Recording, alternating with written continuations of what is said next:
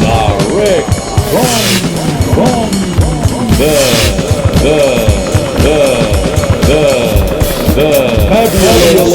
fabulous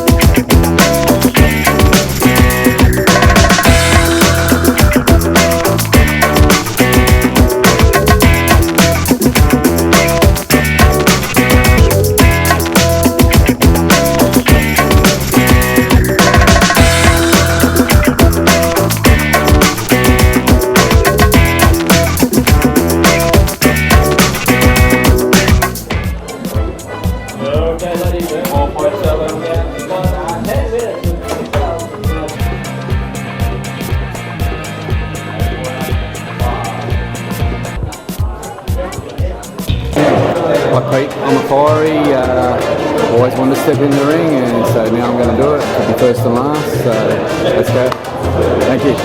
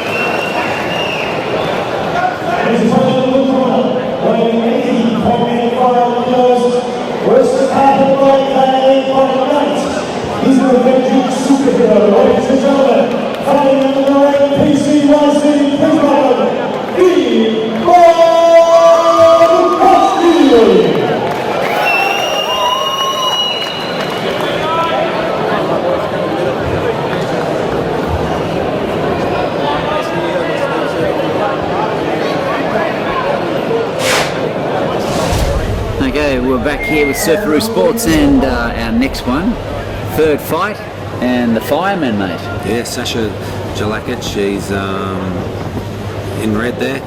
Tremendous athlete, and he's up against Dean Bukowski, who's looks like he's got a bit of boxing experience behind him. Light on his feet. Sasha's looks strong here in the first round. One of a couple of firemen we've got on the cards tonight. We've also got Tim Mahoney, who's in the main corporate event, and he's a fireman also. Okay.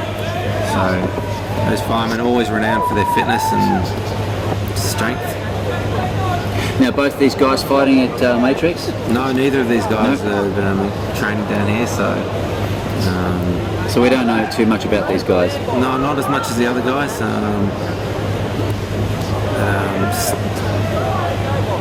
Sasha's looking a little bit more skilled at the moment,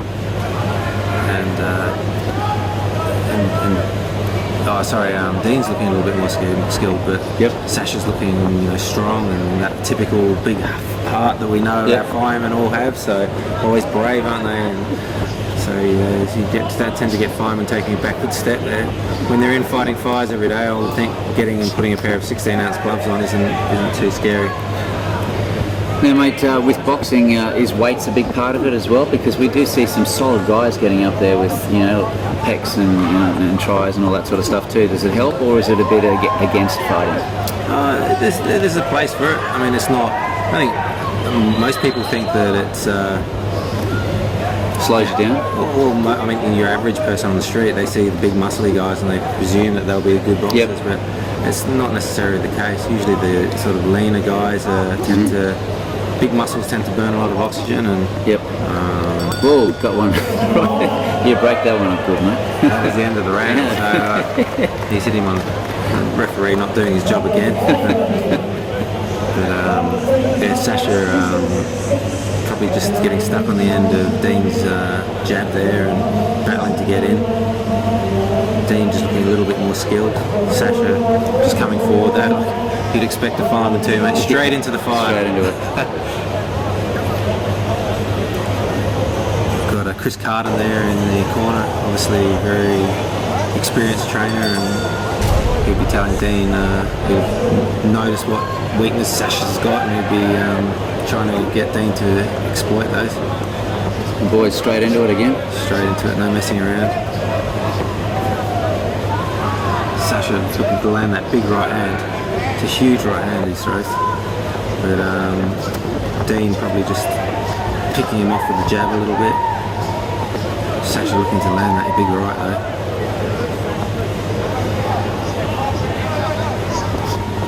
A good fight sometimes. These corporate fights, they can be, sometimes better than the professional fights, because the guys are just there to have a go and have a fight. Just the technique sometimes goes out. Like I said, they're getting tired now, so the technique becomes harder, and they're all heart and just digging deep, and it can be really entertaining for the crowd. We're getting some good punches to the head too, I tell you. There's not much defence going on. They don't seem to be too worried about getting hit. All they want to do is inflict their own damage. So good stuff. It's just entertaining. Obviously, you see the professionals. They keep their hands up and they bowl and move. But sometimes that can, albeit you can admire their skill, but sometimes just a good old-fashioned blues as good as it comes, mate.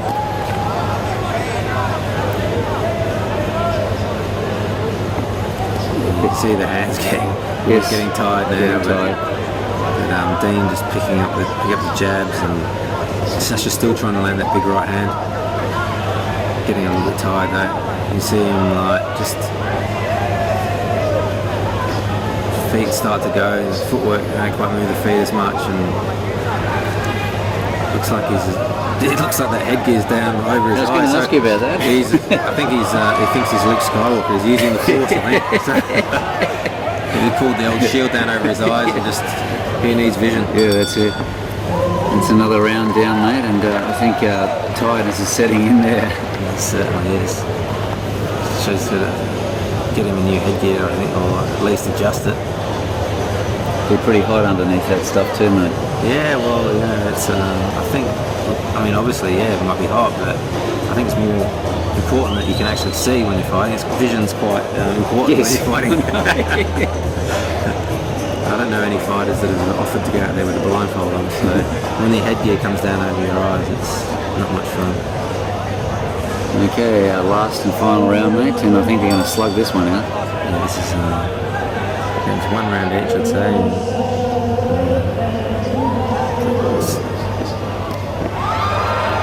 Dean's come out hard here at this third round. I think he might have a little bit more in the tank here. I think Sasha's, we're talking about those muscles, and quite a muscular guy, and those big muscles probably burn up a lot of oxygen, so Dean looking just a little bit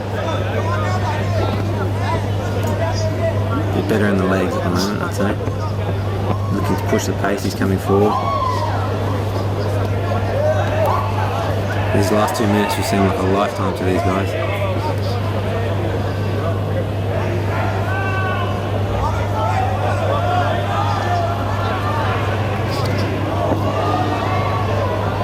They're slugging it out here now. Sasha's really struggling, really tired now. He's giving it all though, and I can say that usually when you're that tired, you tend to just sort of go back onto the ropes and put your hands up and just either hope someone lands one on the chins and knocks her out, or someone rings the bell at the end of the fight. But he's just keeping on going. And that headgear, it's special, isn't it? Look at it, mate. He's all you can see is a nose sticking out of there. Bet you they're glad. Oh, I thought it was over. You're still back into it. No, the referee just getting involved again unnecessarily. Dean picking just a little bit more experience in boxing, I'd say. Sasha's got a huge heart and great athlete, but I'd say just Dean looks like he's just done a little bit more than Sasha. Nice.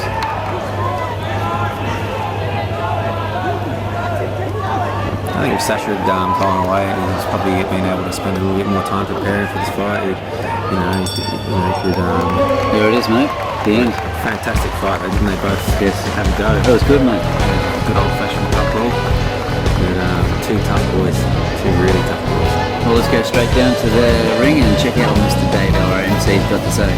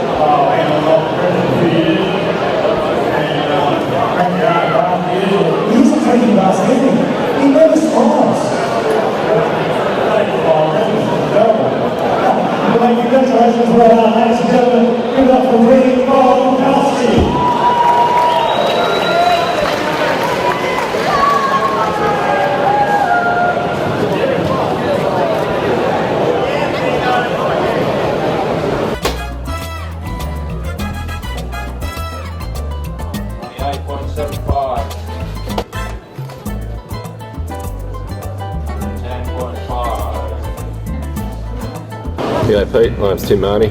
I've been boxing for about 6 weeks with Steve. This is my first corporate fight. Been doing a bit of training with Steve Ning at a Matrix gym.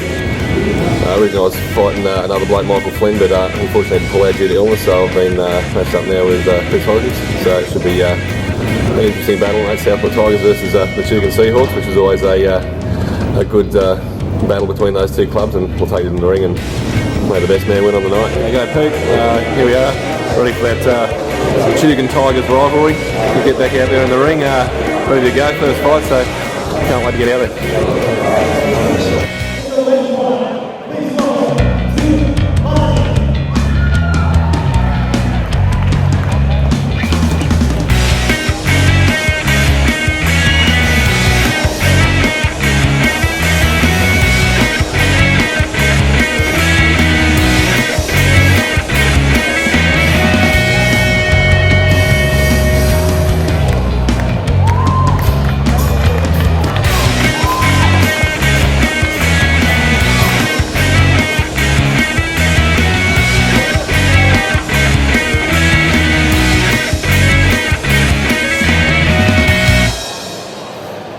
G'day Pete, I'm Chris Hodges. Been fighting for about 4 weeks.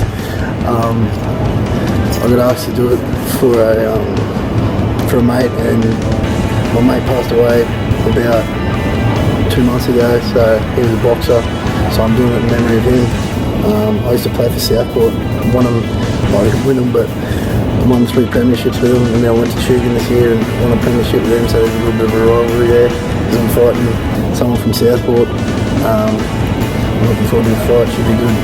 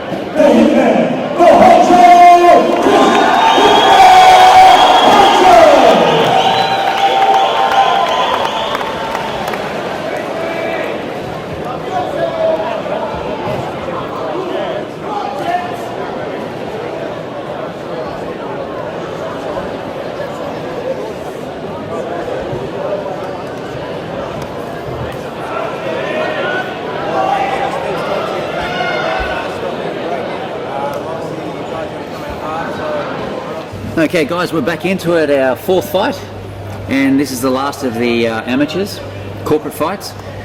We've got Mr. Fireman and Mr. Rugby League player. Well, they're both rugby league boys, but obviously this is huge grudge match, huge grudge match. Chris Hodges in the black there, he's an ex-Southport Tigers rugby league player, and Tim Mahoney's still a Southport player. So straight away, a lot of bad blood between these two. Chris is now playing for Tugan, and this is a real grudge match. Chris Hodges, a monster of a man. Got to be a good 115 kilos. It's a huge shot landed there by Chris as well. Oh, another one down. This is what you call a total full-on heavyweight boxing, mate. Yeah, he's like, there's a slip there. I think the referee's called it a slip when maybe it might have been a bit more than that, but he's just coming out so high, a big boy, and just muscling Tim. He's just so strong. Now we can see the crowd's getting totally into this fight, mate. This is as good as it gets. I mean, 2 big boys, 100 kilos, Tim Mahoney, and Chris Hodges has got to be 110, and This is. I mean, they've got a bit of style as well. They're no mugs. It's a big right hand that Chris Hodges has got. He lands that. It's just so powerful. But again, what we were talking about earlier, those big muscles, they burn up so much oxygen. So we've got to be careful he doesn't go out too hard and leave himself short in the last 2 rounds. That's it, mate. So it's not the looks of big. Oh, good shot back there. He comes straight back. Grab him behind the head there. Referee just sort of not really wanting to get in there with amongst those 2 big boys. Mate, they look big because, I mean, you're pretty big, and look at these guys. They're towering, man. Yeah, they're big guys.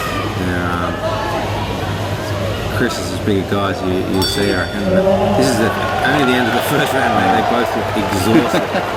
And Chris has won that round with some huge right hands, and it's going to it's going to take a big effort from Tim Mahoney to come back from beating like that in the first round.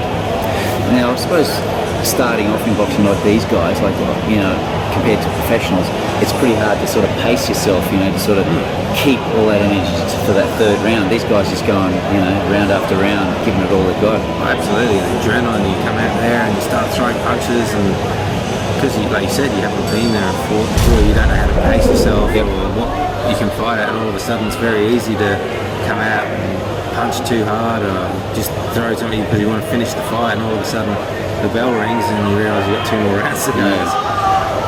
But Chris Hodges is such a big, powerful boy, and that first round he's really thrown a lot of leather. He's tried to knock Tim Mahoney out in that first round, but Tim coming back hard here. They're taking a lot of punches to the head. I'm not seeing anyone go down yet, but Tough boys. yeah. I mean, Tim's probably taking more shots in that first round, and big shots as well, but he's a fireman. They breed those guys tough. A bit of holding going on here, and trying to Chris looks like he's getting a bit tired. He's got to be just careful of that big right hand of Chris. It's just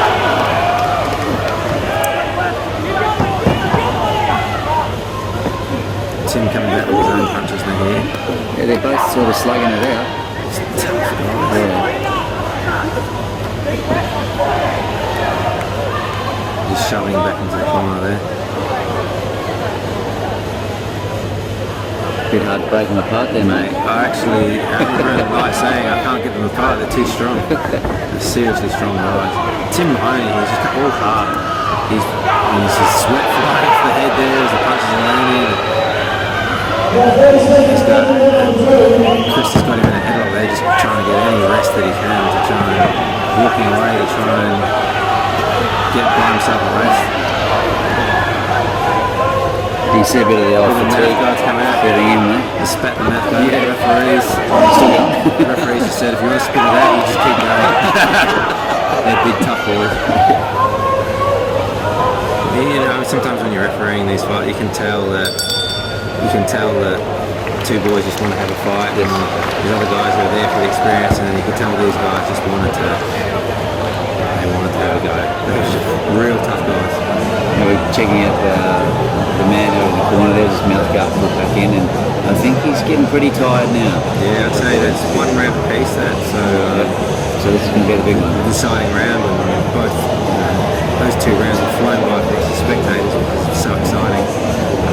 Actually warned him there about spitting the mouth guard out because he's done it on purpose, and told him if he'd done it again that he'll be docked the point. So we can say sometimes professional boxers do that too, to stop the fight. Yeah, might go out there, try and get a bit of a break. Yep. Third and last round. Big right hand of Chris is so dangerous, but every time he lands, Tim just eats it up. And a bit of a wrestling match, mate. The referee cannot get them apart. He needs to get back into the gym. Well, they don't stop, they're apart and they're back into it straight away. They're just seriously. There's usually a lot of times when I'm watching and saying, I'd love to be in there doing it. This is one night, I was quite happy to be refereeing. These guys are just throwing some leather. Low blow there. I think Tim probably landed on the borderline there, whether it was low blow or not. But I'm sure Chris will take as much rest as he can because he's needing a break basically. How long do we get for a rest? It's meant to be 5 minutes. Yep. But you can take up to 5 minutes. Yep. But obviously we'll try and get it going quicker than that. He's up and walking around, and something like that can put you off the rest of the fight, I think. Hey, something like that can put you off the rest of your life. The funny thing is that everyone else finds it funny except for you. So that's it. Cricket is always in danger of being hit there, and in boxing it's no better. Chris is absolutely exhausted here. And Tim just coming and just like so strong. Those ropes can barely hold. That's probably 210 kilos on that rope just about collapsing the whole ring. These guys are determined, eh? They're not going down. Chris is shot here. He's like he's about to like dive out of the ropes. He's I think this is WWE. He's exhausted. Those muscles are such big muscles. They'll be burning so much oxygen. They'll be hurting. He'll be cramping in there and wishing he hadn't gone outside in the first round now. But just keep going. Whoops, there he goes. Oh, the back he's thrown the flying back fist. This is the best part now, where punches is going anywhere, mate. Oh, and then spat the mouth guard out. Spat it. He spat it. Did he get a talking to by Oh, the no, he's man? been docked a point there by the referee. That's a bit mean, mate. Yeah, especially with only about 10 seconds to go. Controversial by the referee. I don't think he cares. No, he just wants this fight over and done with. Look at that face. Yeah. Just keep coming forward. Imagine that, all that, he's just coming forward with a 110 kilo guy. Wow. That's bravery if you've ever seen it. Couldn't even stop him. The bell was gone and he couldn't even stop him. Well done, boys. Great fight. Fighting nice, brilliant stuff. Crowd going crazy. Absolutely loved what they did. Made close up there and took a hammer. Yeah, well, Tim's probably no oil painting at the best of times, but it's certainly looking a bit worse for wear there. And Chris, well, he's absolutely spent. Probably thought he had the fight after the first round, but Tim just kept coming at him, and that was literally like a scene out of a Rocky movie, that fight. Now, mate, what do you reckon? Who do you reckon gets this one? Well, I think if Chris hadn't have spat his mouth guard out, it would have been very close. But I think losing the point there probably is going to be hard for him to win. So I'd say the decision will go to Tim. Let's go down the ring and check out with our MC, Dave Allen.